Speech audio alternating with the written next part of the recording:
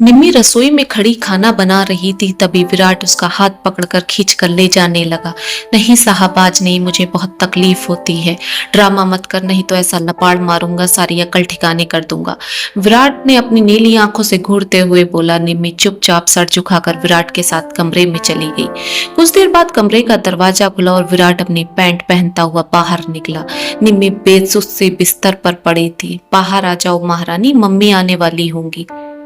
विराट ने निम्मी की तरफ देखते हुए बोला। कपड़े पहनकर निम्मी अपना मुंह धोने लगी। तभी विराट ने निम्मी के बालों जोर से खींचते हुए बोला, इन्हें बालों को भी ठीक कर ले, नहीं तो मम्मी को शक हो जाएगा। वॉश बेसिन के शीशे में अपना चेहरा देखते हुए निम्मी सोच रही थी, कौन सी घड़ी इस नरक में आई थी, शायद कभी यहाँ से निकल भी पाऊं। निम्मी की दादी पिछले 25 साल से सरिता जी के घर खाना बनाती थी। सरिता जी अपना एक डांस क्लास चलाती थी। मैडम जी, मैं सोच रही थी मुझसे अब ज्यादा काम ना होता, मेरी पोती आ जाया करेगी अब रोटी बनाने। खाली टाइम में आपकी क्लास में थोड़ा बहुत डांस सीख लेगी। शीशे के आगे अकेली अकेली नाचती रहती है। वैसे भी आपके घर में इतने सालों से काम कर रही हूँ तो सब पर भरोसा है।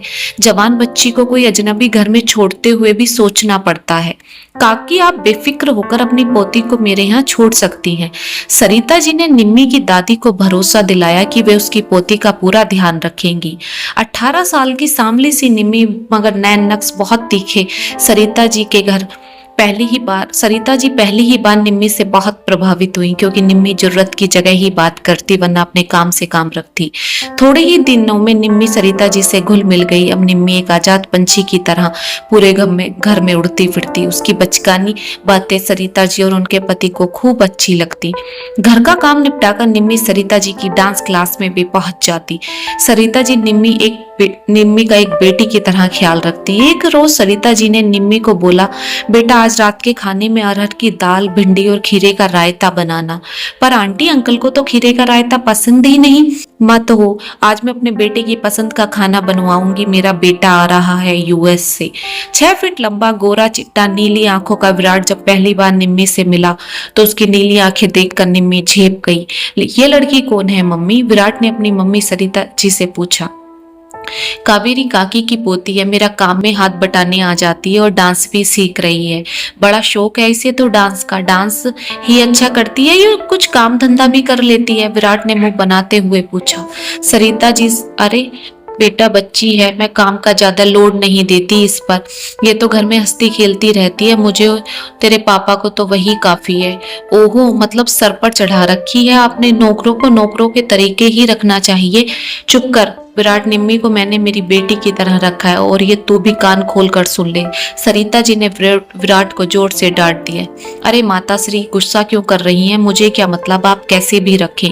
धीरे धीरे वक्त गुजरता चला गया और निम्मी विराट में एक बदलाव देख रही थी। विराट जाने अनजाने में निम्मी को छूने की कोशिश करता।